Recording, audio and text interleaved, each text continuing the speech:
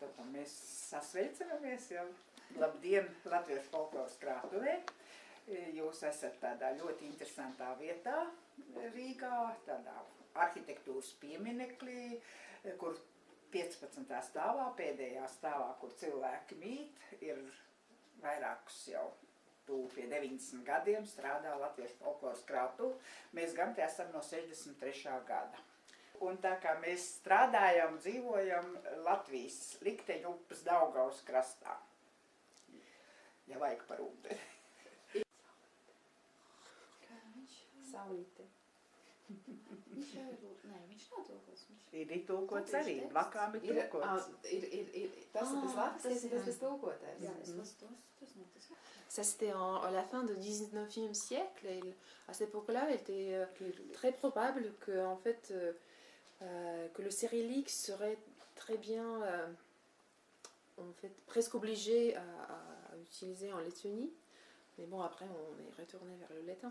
Mais là, ce qui est intéressant également, que là, donc il y a deux parties.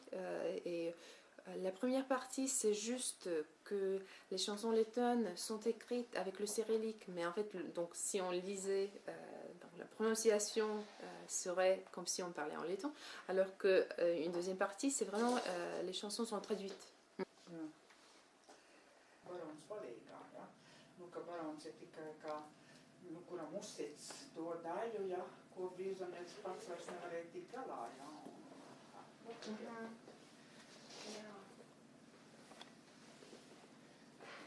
Māra. Roka. Jums vajag pirmo sējumu. Suits, jā. Es tā sapratu, ka man vajag pirmā. Meklēju suits. Noteikti jābūt ilgas mātes māsai, kā teicējai. Nu, tā kā jānociet, es tā sapratu. Jā. Kur tie suņi niknirēja, tur bija labi saimenijāk, tagad vēl kēk. Kur tie suņi niknirēja, tur bija labi saimenijāk.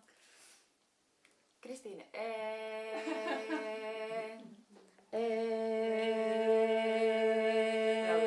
Kur tie suņi niknirēja, tur bija labi saimenijāk. Kur tie suņi niknirēja, tur bija labi saimenijāk.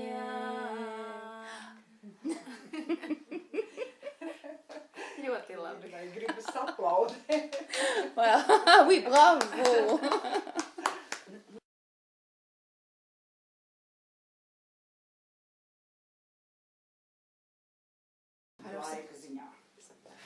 Alors, ce premier livre, comme on voit ici, donc, ce, par exemple, était donc, publié en cyrillique, mais en général, c'était des livres qui étaient plutôt lus par des scientifiques.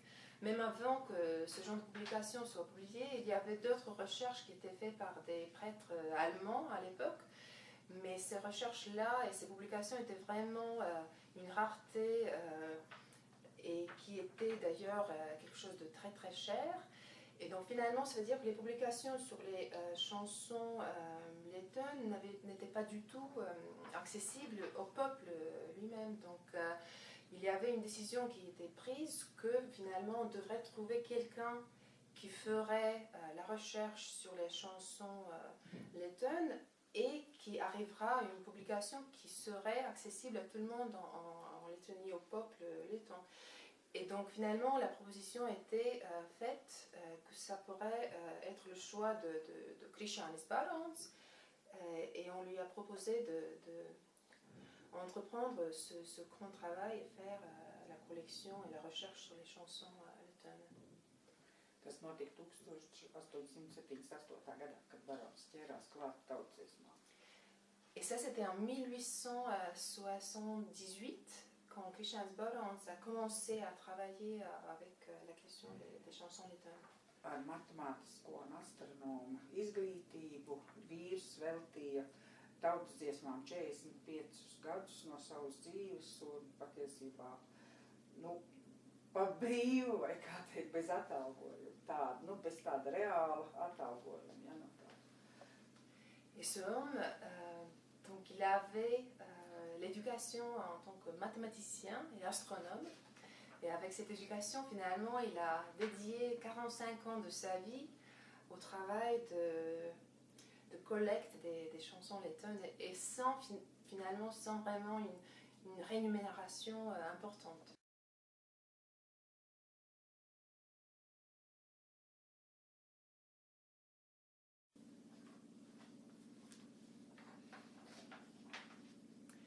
Šodien brāļi nevilksim, līdz galam zēģelītes. Jūriņas pļauda baltus viļņus, jūras māte vēl baltākus. Aujourd'hui, mes frères, nous ne hisserons pas les voiles jusqu'au haut. La mer crache de blancs flacons de laine, la mer de la mer, d'autres encore plus blancs. Šūpo māte mani mazu, neba lielu vairs šūposi. Šūpos mani jūras māte ozoliņa laiviņā. Berce-moi, ma mère, quand je suis petit. Certes, tu ne me berceras pas grand. C'est la mère de la mer qui me bercera dans la barque de chêne. Jūras māte man vaicāja, ko dar mani zvejnieciņi. Tīklus auda airus drāza kalniņā sēdēdam. La mère de la mer me demanda ce que font mes pêcheurs. Ils tissent les filets, ils briquent les rames, assis sur la colline. Jūras māte man vaicāja, ko dar veci zvejnieki. Tīklus auda airus drāza, to dar veci zvejnieki. La mère de la mer me demanda ce que font les vieux pêcheurs. Ils tissent les filets, ils briquent les rames, voilà ce que font les vieux pêcheurs. Anita, si vous nous disiez qui est l'auteur de ces traductions et si vous nous racontiez très brièvement l'histoire qui se cache derrière ce livre. Alors, le traducteur, c'est un monsieur qui s'appelle Michel Jombal. Le livre a été publié en 1929 à Paris. Et donc, le traducteur est quelqu'un qui a travaillé à l'université de Lettonie, qui a enseigné le français en Lettonie, et qui est tombé amoureux d'une dame lettonne qui était une actrice qui s'appelait Anta Klins. Et donc le monsieur, par son amour personnel, mais également alors pour la Lettonie et tout ce qui est le letton, donc là il a fait la traduction de ses chansons et finalement publié dans un livre qui s'appelle Les chansons mythologiques lettonnes. Et dites-moi, il y a quelque chose qui vous a sauté aux yeux, un mot français, désuet, et qui pourtant atteste que vous et ce monsieur de 1929 avez quelque chose en commun. Autrement dit, vous avez la même profession. Ah bon? Oui, exactement. Donc lui, il était docent, comme on traduisait à l'époque, donc docent à l'université de Riga, qui était un poste académique, et qu'on traduit actuellement en tant que maître de conférence, mais alors à l'époque on disait docent à l'université de Lettonie. C'est bien joli. Oui. Oui. D'accord. Merci Anita. Je vous en prie.